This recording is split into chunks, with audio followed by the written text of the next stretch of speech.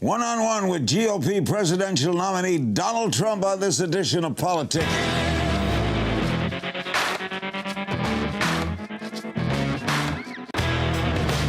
Welcome to Politicking. I'm Larry King. Nearly 15 months after he announced his run for the Oval Office, with 61 days left in the general election, and fresh off the heels of last night's Commander-in-Chief Forum in New York, Donald Trump, the Republican presidential nominee, joins me for a one-on-one. Just for the record, Donald and I go back well over 30 years. I consider him a good friend. Donald, one quick thing. What surprised you the most about running for office? Well, I think the dishonesty of the media. The media has been unbelievably dishonest. I mean, they'll take a statement that you make, which is perfect, and they'll cut it up and chop it up and shorten it or lengthen it or do something with it, and all of a sudden it doesn't look as good as it did when you actually said it. But there's tremendous dishonesty with the media. Not all of it, obviously, but tremendous dishonesty. And that surprised you? Yeah, to the extent it surprised me. I mean, I knew that would happen, but I never thought to this extent. The Libertarian candidate this morning made a mistake by not knowing where Aleppo or what Aleppo is. If that significantly hurts him, are you going to appeal to his people to get that vote? Well, I don't know that it will hurt him that much, frankly.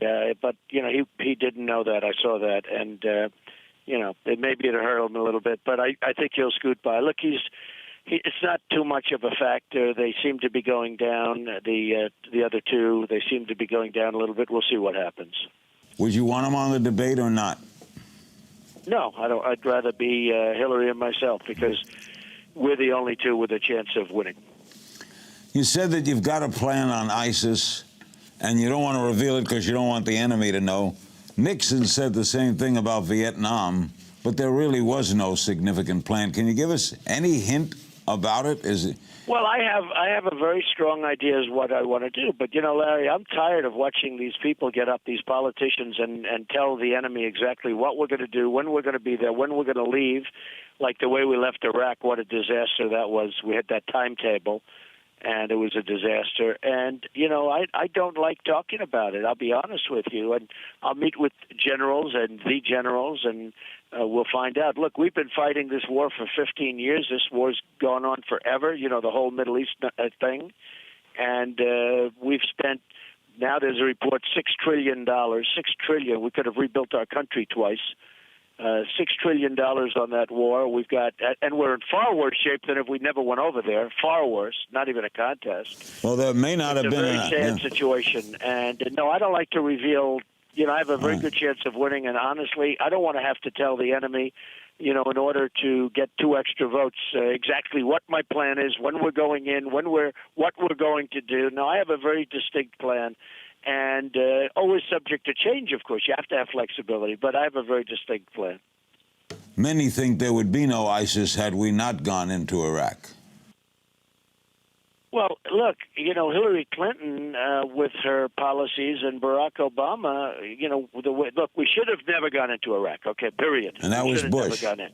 But once we went in, Larry, we shouldn't have gotten out the way we got out. And the way they got out really caused ISIS, if you think about it. But we got out. They got out in such a horrible, foolish fashion. But we had a timetable. Leaving some troops behind. Hey, I didn't want to go in. But once you go in, you got to get out the right way. And Obama just took everybody out, and it was like a shock to the system. And ultimately, ISIS developed, and now we have them in 26 to 28 countries. It's a disaster. But if he had the timetable was arranged by Bush for the leaving. Well, right? You know what, Larry? Was. I'll tell you what. Let's look to the future. It's been a catastrophe. The Middle East for this country has been a total catastrophe. For both administrations, right? Not only in terms of the money, but much more importantly, the lives, the tremendous number of lives that have been taken. So if I get elected, we'll get it straightened out. And you've criticized both Republican and Democratic administrations, right? Yeah, look, It's a war we shouldn't have been in, and number one, and it's a war that when we got out the wrong way. That was Obama. Concerning last night, Matt Lauer is being criticized for his performance on social media by many of his peers. How do you think he did? I thought he was very professional. I thought he was strong, tough. I thought he was smart. I thought his presentation was excellent. I thought he was very professional. Do you dislike Hillary, or what do you? I know your political feelings about it. What are your thoughts about it? What I want to do is I want to make America great again, and she'll never be able to do it. She'll never be able to do it. She doesn't have what it takes. And all you have to do is take a look at all of the wrong decisions she's made over the years, but she does not have what it takes. When you say she's not presidential, what does that mean? Just doesn't feel presidential to me, and it just doesn't have. Look, you know what? The bottom line is, Larry, she doesn't have what it takes. She doesn't have what it's going to take to make America great again. It's very simple. The race has gotten rough, but you personally don't dislike her. No, it's not about liking or disliking. I mean, I wish she did a phenomenal job, and we wouldn't have all these problems. I wouldn't be running. I'd be, having dinner with you someplace maybe. But honestly, I wish she did a phenomenal job, and I wish Obama did a phenomenal job, but he's done a terrible job. I just read where $1.7 billion is now in the form of cash, like the $400 million. Now it's $1.7 billion they gave in the form of cash. Who ever heard of things like this? How are you approaching the debate? Are you working hard on it? Are you using a proxy for her? Well, this was a little bit of a preparation last night, but the debate was very interesting. I think it was good prep. There's no question about it. Are you looking forward to debating her one-on-one? Yeah, I mean, it's nothing in life is easy. It's not going to be easy, but it's something that I do look forward to, absolutely. Chris Wallace of Fox News is going to moderate the final debate. He says he doesn't believe it's his job to be the truth squad, that it's up to the candidates to catch each other. Do you think the moderator should have facts at hand and correct the guest? Well, I don't know. I can tell you Chris Wallace is a professional. He's very, very good at what he does, and I can understand him saying that. But yeah, I think that the candidates should police themselves. In a recent interview with Bill O'Reilly, you said you'd release your tax returns if Hillary released hers. What does her emails? What does one have to do with the other? Why don't you just release them and then say 33,000 emails? But I say get those emails back. I'll release. Now I'm going to release my tax returns when I'm finished with the audit. So why does the audit have that? It just confuses me. All you have to do is release the first 3 pages, which is not part of the audit. It just states income, what taxes you pay. Well, everybody says you should not release. And even most of the experts, if you watch television or if you read the papers, they'll say that, you shouldn't release from a standpoint. You get your audit finished first. But I'm going to do that. I've told people that. I've given tremendous financial information. So we'll see what happens. But no, that is... not even. It's very few people bring it up. I mean, you're bringing it up. I hear it very little. I don't think people care. Maybe some reporters care, but other than that, very few people care. I've given 100 pages of financial details already to the FEC, which really has great detail. You don't learn much from a tax return. Have they published them? Yeah, they're published. Okay. They've been out for months. The 15th anniversary of 9/11 is this weekend. If you were president, would you sign legislation allowing families of 9/11 victims to sue the Saudi government in U.S. courts? Well, I'd look at that very strongly. I would take a very good, hard look at that. I've been reading about it. I've been hearing about it. I'll take a good look at it, Larry. Putin recently said that the hacking of the Democratic National Committee's emails was a public service. You agree? I don't have any opinion on it. I don't know anything about it. I don't know who hacked. I'm not sure who. I mean, you tell me who hacked, who did the hacking, but I have absolutely no opinion on that. I don't know. I haven't heard that statement. U.S. intelligence and law enforcement agencies reportedly are investigating whether Russia launched a covert operation to disrupt the 2016 election. What do you make of that? I don't know. I've been hearing about it. I've been reading about it. I think it's probably unlikely. I think maybe the Democrats are putting that out. Who knows? But I think that it's pretty unlikely. But who knows? I hope that if they are doing something, I hope that somebody's going to be able to find out so they can end it, because that would not be appropriate at all. You fear a rigged election. Do you still? You said that before. You still fear that? Well, I just want to make sure that the election is 100% fair, that the voting is 100% fair. I mean, you've been reading about this for a long time, whether it's this election, talking about past elections. And you've been reading about it, Larry, and you know exactly what I'm talking about. We'll see what it is, but I hope it's going to be a very fair election. I don't know that it will be. I hope it's going to be. I hope that every vote cast will be 100% vote. Let's get something clear, because I know you a long time, on this immigration issue. What are your feelings about Mexican immigrants? What in your gut, Donald, what do you feel about this?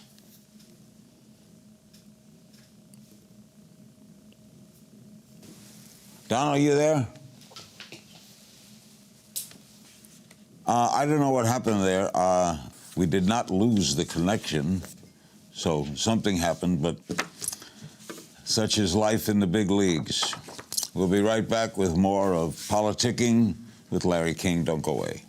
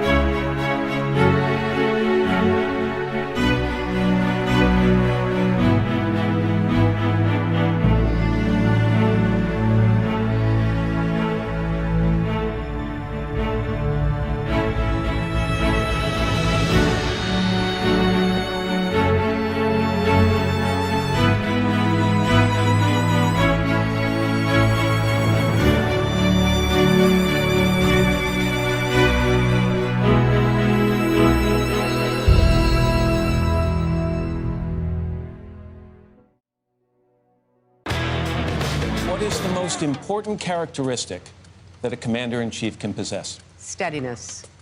An absolute rock steadiness. I have great judgment. I have good judgment. I know what's going on. I've called so many of the shots. And I happened to hear Hillary Clinton say that I was not against the war in Iraq. I was totally against the war in Iraq. He supported it before it happened. He supported it as it was happening. And he is on record as supporting it after it happened. You can look at Esquire magazine from '04. You can look at before that. He says he wasn't. You can go back and look at the record. He supported it. He told Howard Stern he supported it. I've always said, shouldn't be there, but if we're going to get out, take the oil. If we would have taken the oil, you wouldn't have ISIS. We have to defeat ISIS. That is my highest counterterrorism goal. We are not putting ground troops into Iraq ever again, and we're not putting ground troops into Syria. We're going to defeat ISIS without committing American ground troops. I'm joined now from Washington, D.C. by Ed Schultz, the award-winning TV and radio talker, political commentator, and host of the nightly primetime program, The News with Ed Schultz. Ed and I will be there on election night at the RT studios, bringing you all the results. Donald Trump said he won last night's forum. Was there a winner and a loser? Well, I think that Hillary Clinton ended up spending a lot of time on emails, but that's her fault. But Matt Lauer is being criticized for, that's all he asked her. Well, Matt Lauer is a true pro. There's a lot of jealousy in the media. He was very well prepared. He didn't mince his words at all. He knew what he wanted to do, and he knew what subjects he wanted to go after. And I think that that's what the American people expect out of a journalist. I have no problem. I think that Donald Trump's comments to you about Matt Lauer were spot on. And it's not a perfect world, but it was pretty doggone good last night, I thought. What are your reaction to claims that Mrs. Clinton had an earpiece? You know, well, no one is giving her answers. Come on. Yeah, is that what they're thinking? Is that she might have she might have a listening device to help her hear better, but no one's giving Hillary Clinton answers. No, she doesn't have that kind of personality to allow somebody to give her the answers, especially on television. She's way above that tree line. There's no question about it.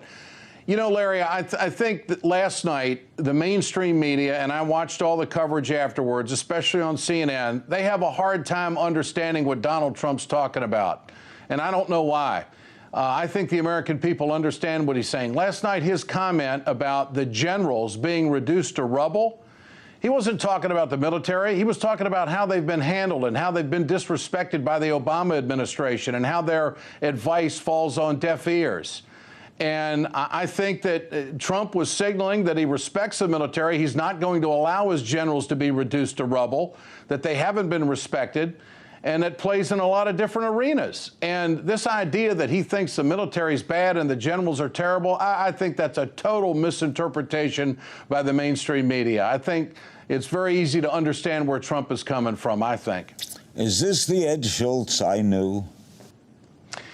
You know, Larry, I'm not a Trump supporter, but I call balls and strikes on this job now. I don't give, opinions on my show. I read the news, and I'm being a journalist here. I believe that Donald Trump has fixed a lot of things in the way he's presenting himself. I think that the way he speaks and the culture he comes from is being hard to interpret by the mainstream media. We have, and I'll give you immigration as an example, Larry. You have a businessman who has done a lot of things, who has made a lot of changes. His culture has changed. I'm going to do what I got to do to get the job done. That's where he is. And then you've got the mainstream media over here taking every word literally, all the way to the dictionary. But you said this, and you said this yesterday, and there's a conflict of understanding here. And I think that Trump is one of these guys that looks at the big picture. And I think his supporters have figured that out. He will do something about illegal immigration. He is committed to that. Now, as a journalist, that's what I accept. What his plan is, and they're on him about his military experience. Are you willing to tell me that Donald Trump doesn't have the experience that Barack Obama had when it comes to military experience going into the White House? I mean, there's a lot of parallels here, and I think people are missing it. As far as Hillary Clinton is concerned, I think when she talks about the issues, she scores well. We still don't know what Trump's going to do with health care. He speaks in generalities. I know what Hillary Clinton's going to do with health care. She's not going to get rid of Obamacare. That affects 20 million people. That's where the brass tacks of this election is going to be. What are you doing for families? But when you say, Donald Trump said in his immigration speech, there are 2 million criminals in the United States, and the police know where they are. There's no backup for that statement. Well, in this day of invasion of privacy and surveillance, I think he might be correct on that. 2 million criminals are in the country, and the police know it.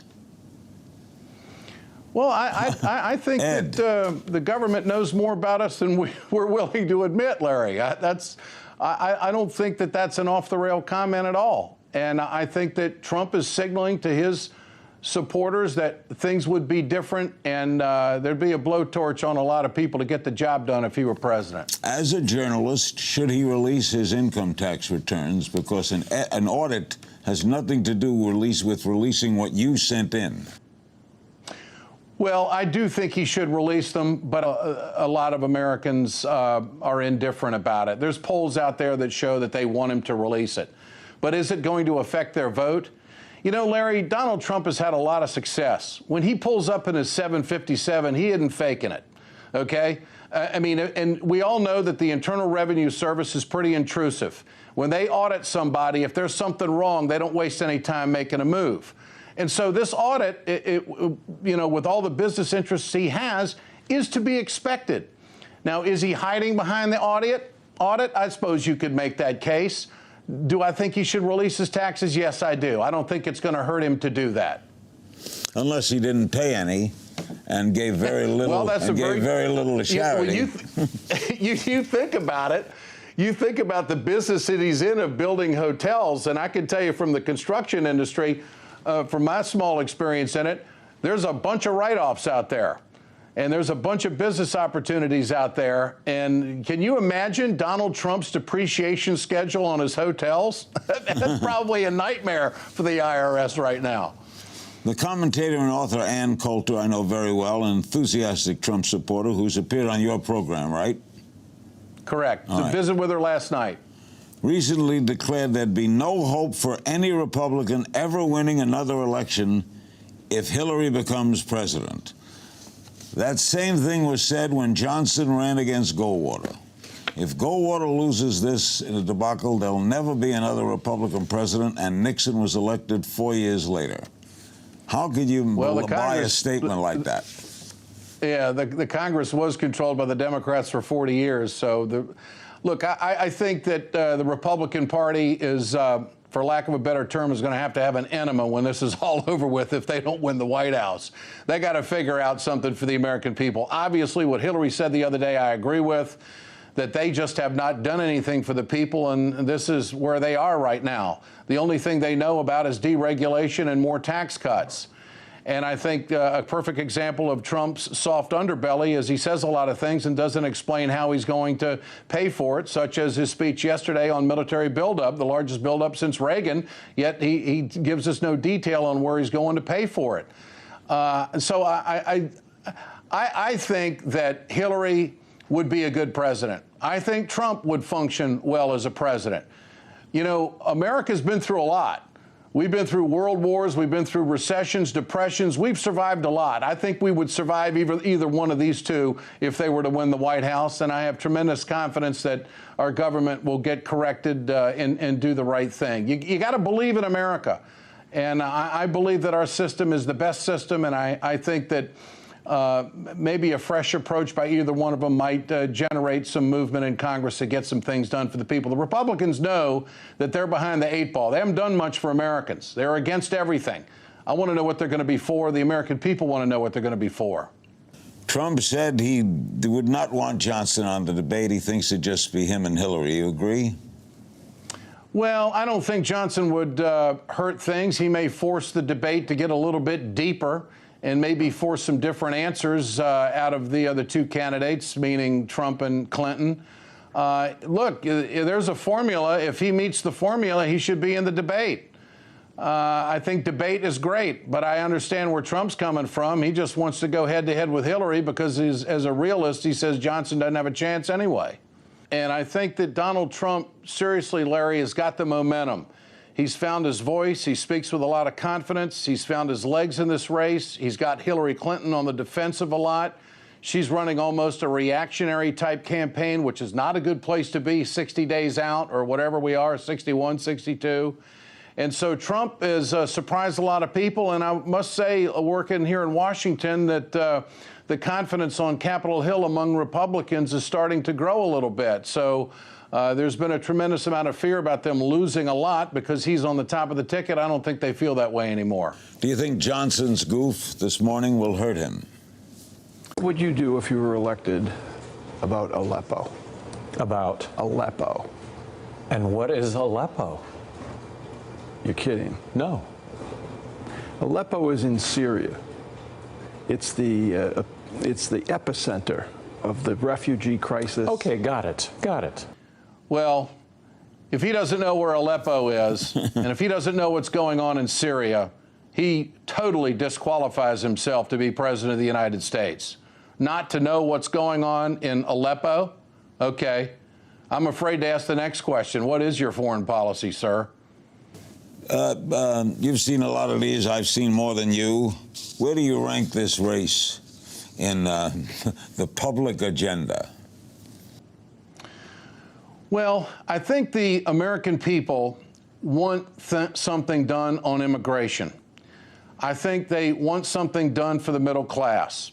I think they want health care, retirement security, and they want to leave their kids a better America than what they grew up in. That's a tall order. But I think in generalities, Larry, that's where the American people are.